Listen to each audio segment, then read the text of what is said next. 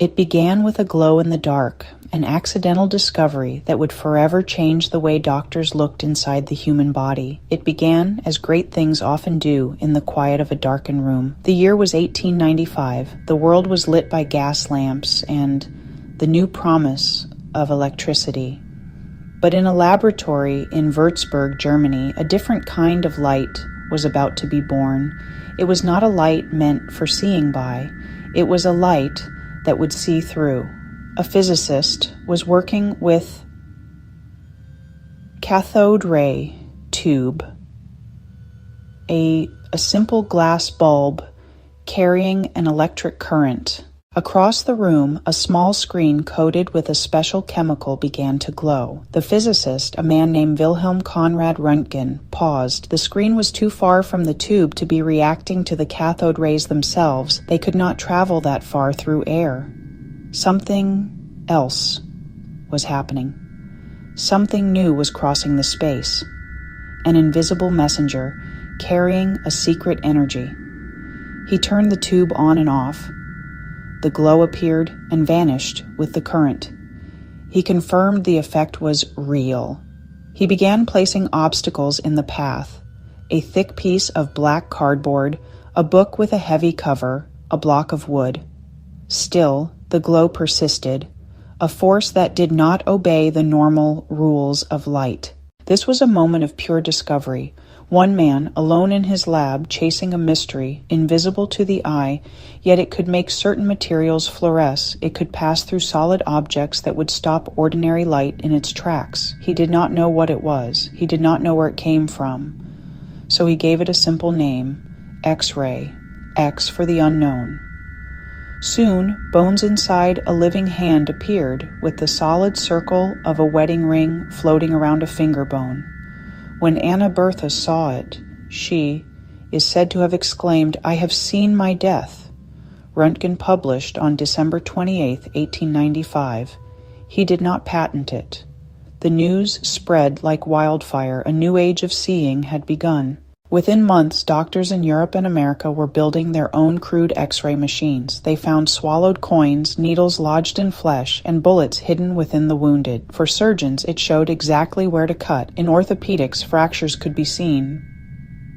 Clean snaps or shatters, aligned or displaced.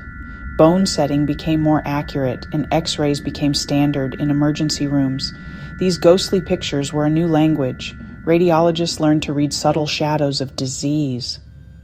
They distinguished tumors, spotted the cloudiness of pneumonia, and the signs of arthritis.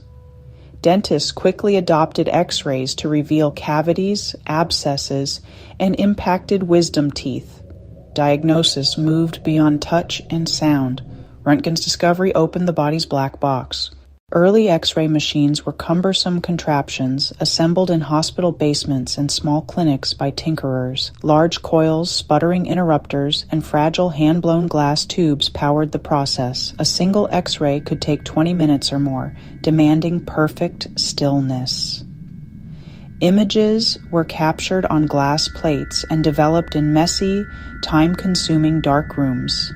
Hospitals soon established radiology departments, small, dark rooms alive with electric hum.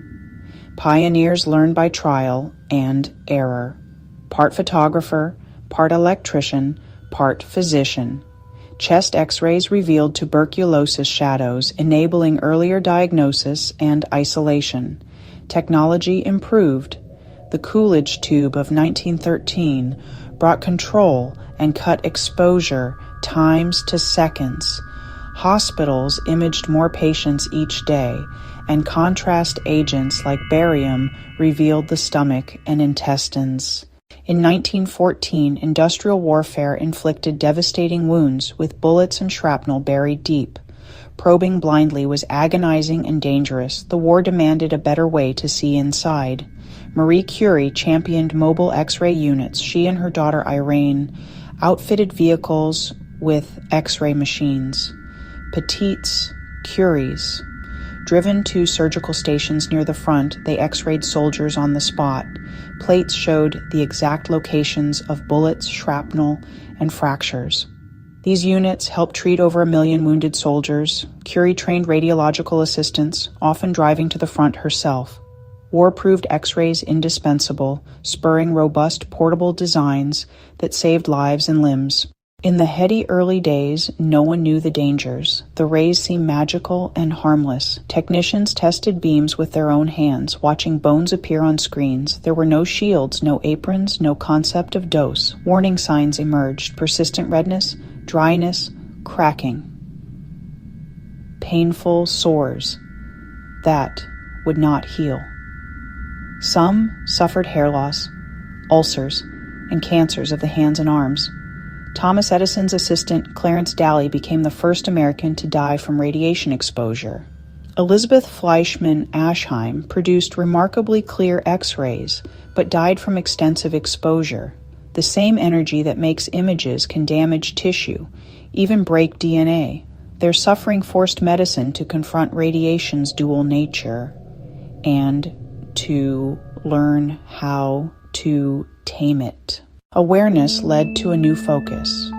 Safety. Principles of radiation protection took shape. 3 basics emerged: time, distance, and shielding. Lead-lined tubes, control booths, and aprons became standard. Measuring devices replaced risky practices. Intensifying screens exposed film with light, cutting dose, and time by about 95%. Standards and dose limits followed.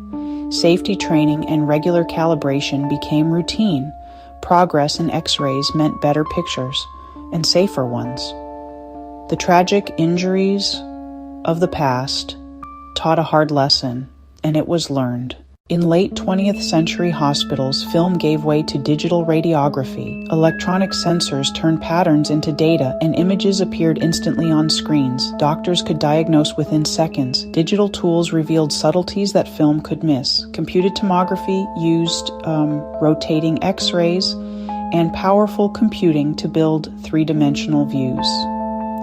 Digital archives and teleradiology broke geographic barriers to expert care. Today, X-rays are woven into medicine's fabric, used millions of times a day. From a glowing tube to life-saving scans, Röntgen's rays changed medicine forever.